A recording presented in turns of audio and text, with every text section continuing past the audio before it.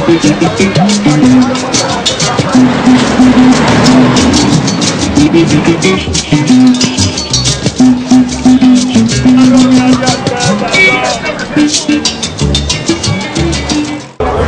viewers and welcome to Oraje Doing Business in Lagos.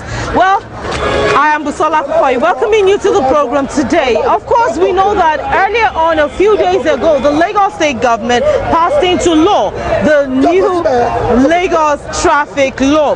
And actually, I'm on my way to the office now to do something on this traffic law. I'm at the Yanopaja car park, motor park, and it seems, I don't know where, I need to get a bus to Ikeja to get to my office actually. And it seems there's so many buses, I don't know which is which or where to get a bus. I can see, okay, there is a member of the union here. Good afternoon, sir.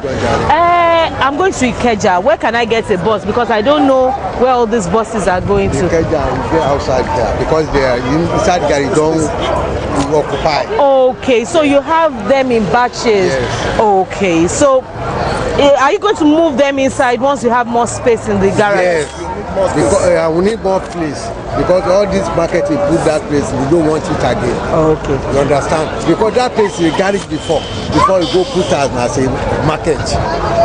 Well, okay, just take me to where I can take a bus, and I'm sure that I'm in safe hands. Am I safe? Yeah, safe. Okay, viewers, they're saying NURTW, the Lagos traffic law, is not a problem. Welcome to the program as I go to Ikeja, where we'll continue with the program, Oraje Doing Business in Lagos. Sir, can you take me to where I'm going to take my bus? Yes.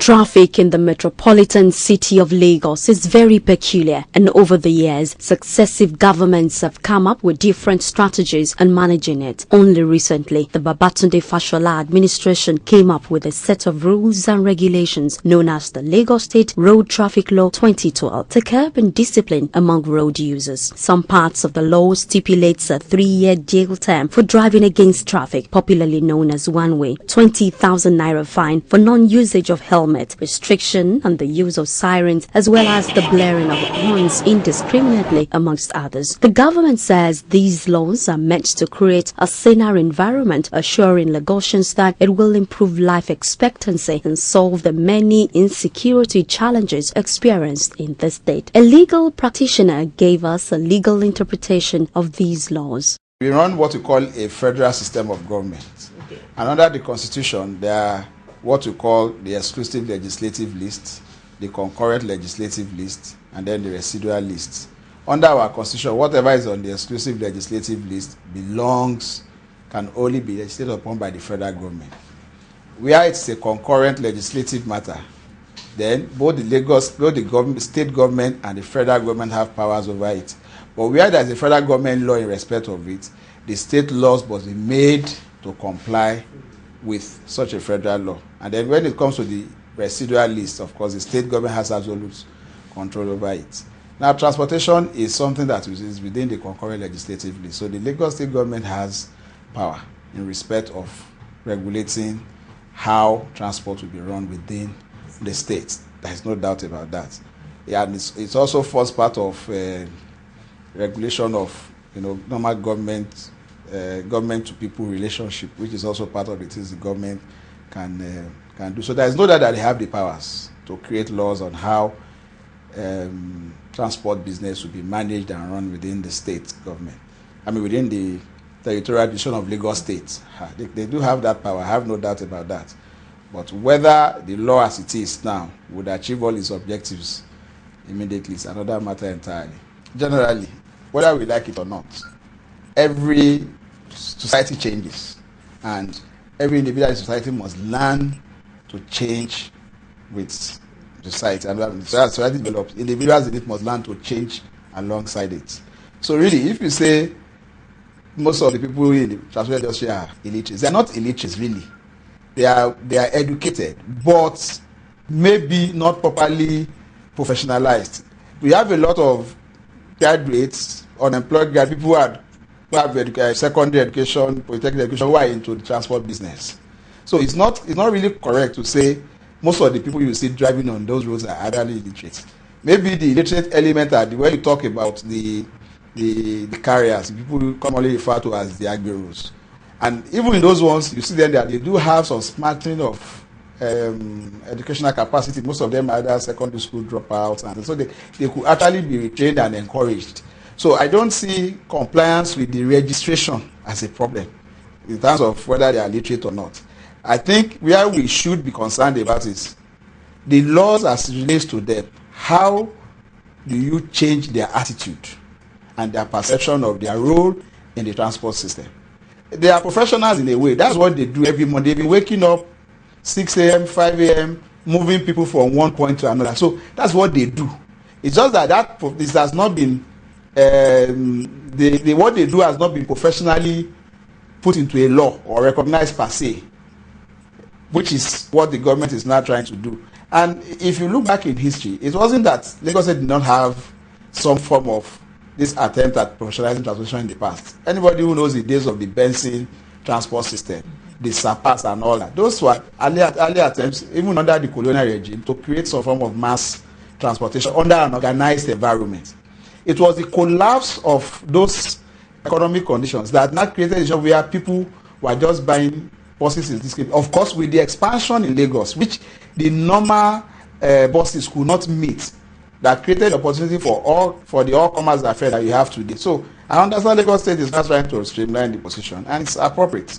But like I said, there must be proper conscientization and mobilization of people to be on the same page with the government.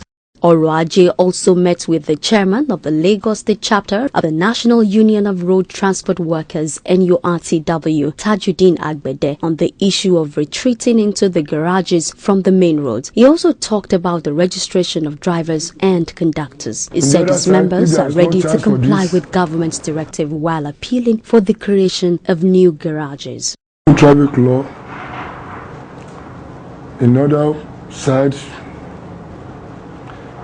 will boost our business to move ever than before. In what way? Like what we are asking from governments about our motor park now, it has enough motor parks are coming up. If it is 10 units under one branch before, it will be more 20 or 15 branches, because when there is space, people who are likely to go in Ijebu-Ode, if it is not somewhere before, they are not applied. If there is more space, then you apply there. So it's easier for the commuter of that people in that area to not suffer to go to Ikorodu Road or to go to Ojota to go enter buses.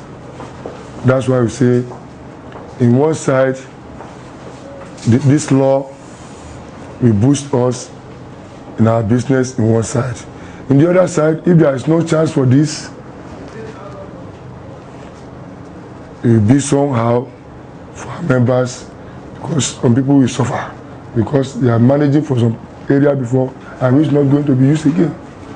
When there is no chance for to stand there again, because we don't want to disobey the law of the Lagos State, because where the government did not want vehicle to park, we not allow them there again to park.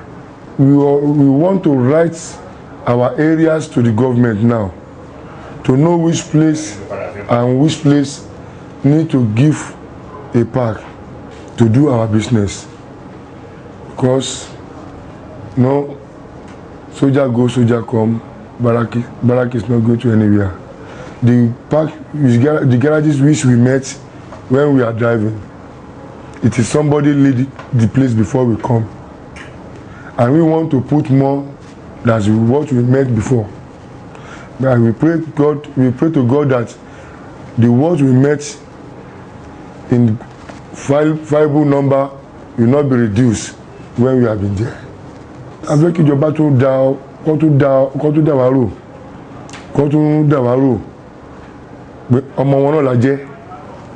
We are under their government, and we are law-abiding citizens. Abẹ́ ìlú iná làwọn ọmọ Lagos State ni wá. Many of us tó BCB tí a lè fẹ́ jàǹfààní àdúgbò wa, ìlú wa. So nítawa náà ń ṣe wọn gan nínú economic náà ló wà láti pé kí àwọn èèyàn lè máa rí ọ̀nà àtijẹ. A fẹ́ kí ìjọba gbogbo òfin tí wọ́n ṣe lórí wa wọ̀nyí lórí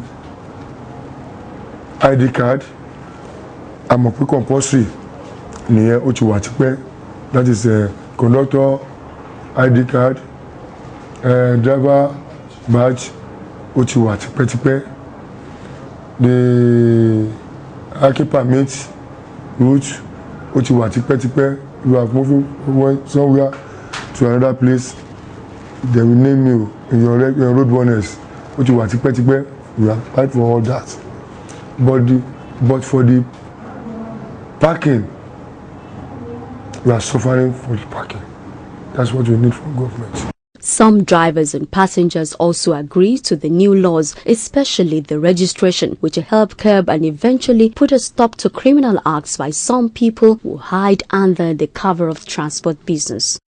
Òfin tí ìjọba bá ṣe tó ṣe gbé kalẹ̀ àwa pẹ̀lú ìjọba ti state council à ń wà lẹ́nu ẹ̀ tó ń discuss máa gbé síbi tí ò ní pa àwa lára tí ò ní dẹ̀ pa ìjọba Lagos State lára. Òfin yẹn wà òkè bẹ̀ the only problem tá a ní ni wípé àwa driver inú gáràjì kò gbà wá bẹ̀tà dúpẹ́ lọ́wọ́ àwọn union Alimọ̀ṣọ́ so ẹ̀rí bá ṣe fún mọ́ra wa èmi tẹ́lẹ̀ èmi ọ̀sọ́ṣàn ni mo ti máa ń load bẹ́ẹ̀ nígbà tó fi jáde sí wọ́n ń mú a mọ́ ra wa nínú gáràjì ẹ̀rí bá ṣe fún pọ̀ báyìí sí ìyànàbà kan ṣó ló wà mí báyìí wò nínú gbogbo gáràjì yìí sì kò lè gbà wá so tíjọba bá lè help wa láti rí pé àwa drivers pé a rí àyè ní ibi tán ta lè páàkì sí láti máa gbèrú nítorí pé ọ̀sọ́ṣàn lèmi máa ti ń lójú tẹ́lẹ̀ bẹ́ẹ̀ nígbà tó fi ìdé sí mo sá wọlé àwọn union náà lè wá wọlé pé ká wá má lè jì sí bíbáyìí. kò sí ìmọ̀lá lè ṣe ju pé bíjọba bá ṣe fẹ́ náà láti máa bá fẹ́ tó ní option kankan ètò ìkọ́ jẹ́ pé tó máa ṣe òfin ẹgbàá míì ní àwa tó máa rọ̀ wá lọ́rùn nínú àdéhùn tó máa nira díẹ̀ fáwọn táwọn mọ́tò.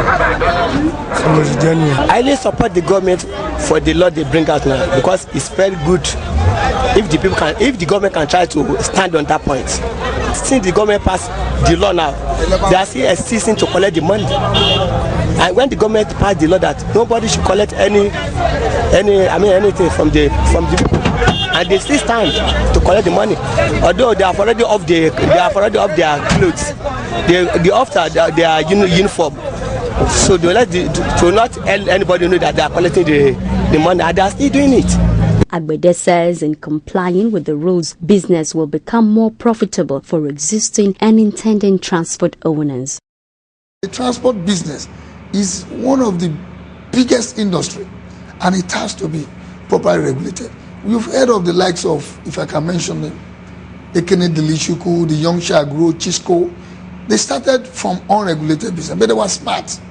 They quickly got themselves formalized, and they follow rules, and that's where they're able to move. Other ones that refuse to modernize are stagnated. So the intention of this, one, to the operators, is to make their return on investment maximum. Two, to me and you who want to take the service, is to make sure that we get a good service. What cost will that be to me? What cost will that be to the operator? It's also one of the responsibility of government and the law. It has to be in such a manner that it does not deprive the operator from operating. But definitely, it must have a cost. As enforcement of the traffic law begins, Lagosians await a more rewarding business environment, knowing full well that ẹni tí kò bá fẹ́ jófin kò gbọdọ̀ rúfin, literally meaning if you don't want to run foul of the law, you must obey the law.